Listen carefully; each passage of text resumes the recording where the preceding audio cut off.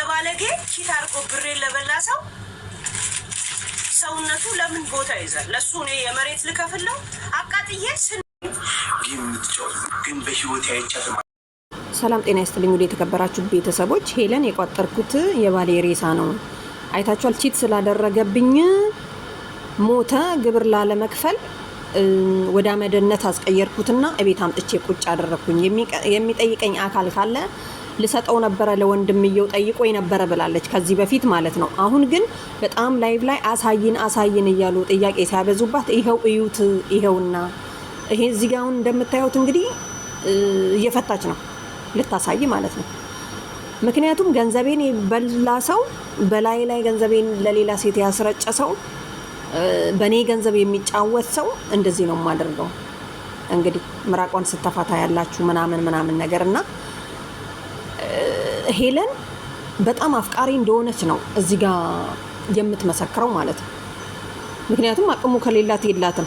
ምክንያቱም ውጭ ሀገር ላይ ስንኖሩ እንግዲህ መሬቱን ገዝታችሁ ነው የምታስቀብሩት። ካስቀበራችሁ በኋላ ደግሞ ግብር ትከፍላላችሁ፣ ለአበባ ማጠጫ ገንዘብ ትከፍላላችሁ በየአመቱ ምናምን። ከየት ታመጣለች እንግዲህ? ምንም ማድረግ አይቻልም። በዚህ እሷ ልትወቀስ አይገባም። እንደዚህ ራሱ አድርጎ ለማስታወሻ ራሱ መስጠታቸው ምንም ማለት አይደለም። ግን እሷ እንዴት እንደምትተኛ ፈጣሪ እርዳት ማለት ነው። ምክንያቱም ይሄንን አስቀምጣ አስባችሁታል። እና ወደ ኢሱ ስመጣ ደግሞ ኢሱ ብልጥ ነው። በልጆቹ ማለ በውሸት አንደኛ፣ በክሩ ማለ ዘቢባንም እንደዚህ ጓን እያሸ ነው የሚያታልላት። ምክንያቱም ስላላት ነው። ከዛ ላሽ ብሎ ሄዶ እሷ ጋር የተጣበቀው ማለት ነው ለመብላት። ምንም አላችሁ ምንም ኢሱና ሄለን አንድ ቀን መፋረዳቸው አይቀርም። ኢሱ ሲናገር ራሱ ግንባሩ ላይ በደንብ ያስታውቃል። አይታችሁ ከሆነ በደንብ ምንም እግር መሳም ምንም ማድረግ አይደለም። ግን ዘቢባ ልጆቿ ምንም አይመለከታቸውም እዚህ ውስጥ ማለት ነው። ፎቶአቸውን ራሱ መለጠፍ አያስፈልግም። ምክንያቱም እሷ የምታውቀው ነገር የለም ባይነኝ አሁንም ማለት ነው። አዎ ሄለን እንግዲህ ምንድነው የምትለው? ይሄንን እንደዚህ አድርጌ ያስቀምጠዋለሁ ከዛ በኋላ አላወጣውም ነው። አያችሁ፣ ምክንያቱም በፊት እንደ እሳት አቃጥሎ አንገብግቧት ነው እቺ ሰው። እኔ ሳስበው ማለት ነው የሰዎች ሀሳብ ይለያያልና ብዙዎቻችሁ ለኢሱ ነው የምትደግፉት በየላይቭ እየገባችሁ ምናምን። ትናንትና እንደውም አንዱ ለምን አትከስም ከሰስ ሲለው ምንድነው ያለው? እኔ ቋንቋ ረስቻለሁ አለ ማለት ነው። አያችሁ፣ በአንድ አመት በሁለት አመት ነው እንደ ቋንቋ የሚረሳው።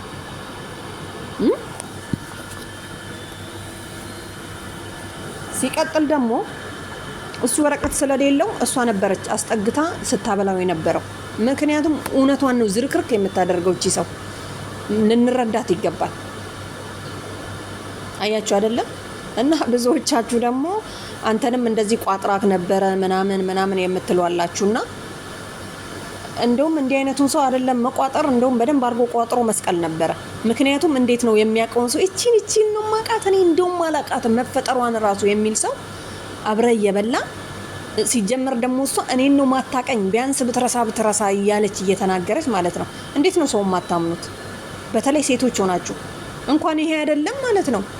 ማንም ሰው እኮ አለ ሴት የሚኖር የለም። ይሄን ልታውቁ ይገባል መጀመሪያ፣ በተለይ ወንዶች የሆኑ ማለት ነው። ሲቀጥል ደግሞ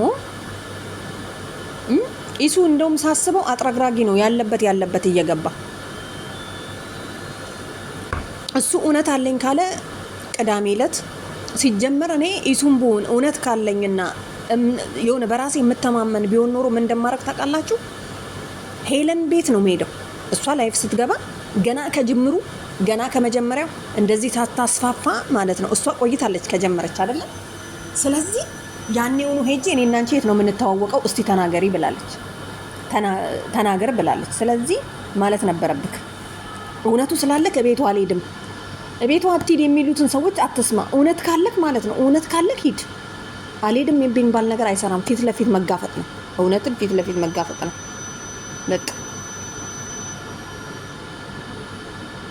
በእውነት ሄለንማ አበባ የመሰለች ቆንጅዬ ናት። አመናችሁም አላመናችሁም ማለት ነው። እና ይቺ ብሎ የሚያንቋሽሽ ሰው ራሱ ቆሻሻ ስለሆነ ነው። ማንኛውም ሰው ለራሱ ውብ ነው። ገባችሁ? እናንተ ግን ሰው ደረቱን ለነፋ ምናምን አታሸርግዱ። ጥሩ አይደለም። እውነትን መናገር ነው። በእውነት ሰው እንዴት በልጁ እንግዲህ እሷም በአንድ ልጄ ብላ ምላለች፣ እሱም ልጆቼን ይንሳኝ ብሎ በእምነቱ ይሄው እኔ ክርስቲያን ነኝ ብሎ እንግዲህ ሊበጥስ ነበር። እንደውም ለትንሽ እኮ ነው። እና ቤተሰብ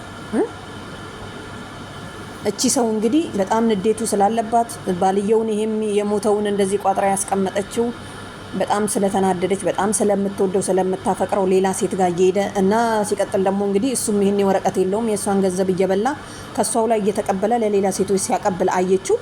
ያንተን ግብር ነው ያልከፍልም። እሷ እኮ አልገደለችውም፣ ታመመ፣ ሞተ። ከዛ በኋላ ግን ግብር ክፈይ ስትባል አልከፍልም እኔ አለች። እንግዲህ ወደ አንድነት አስቀየርኩት፣ ከዛን ቋጥሬ አመጣውኝና እቤት አስቀመጥኩኝ ነው የምትለው። እንደዚህ አመዶ ነው። እኔ አብሬያት አይደለሁም ያለሁት፣ ግን ሳስባት አትዋሽም። የዋህ ስለሆነች ነው እንጂ ይሄንን ሚስጥር ነው ብላ እንዴት አደባባይ ላይ መታ ትናገራለች ብላችሁ ታስባላችሁ? ስለዚህ ሄለንና ኢሱ ላይ ያለ ጉዳይ በጣም ትልቅ ኢሹ ነው። ስለዚህ የትም አታመልጥም ኢሱ ማለት ነው። ትክክለኛ ግንባርህ ላይ ራሱ እንቅልፍ ራሱ ህሊና ራሱ እንቅልፍ አይተኛም።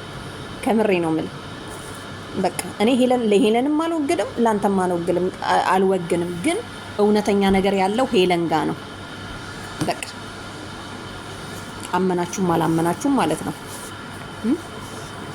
ስለዚህ ቢያንስ ሁለታችሁ አብራችሁ ይቅርታ ተጠያይቃችሁ አዎ በቃ ይቅር በይኝ እውነት ነው እንደምትል አልጠራጠርም። በእውነት ነው እላችሁ ማለት ነው። ስለዚህ እንደዚህ ሳትቋጥርክ በጊዜ እውነቱን ተናገር ለማለት ያክል ነው። ባይ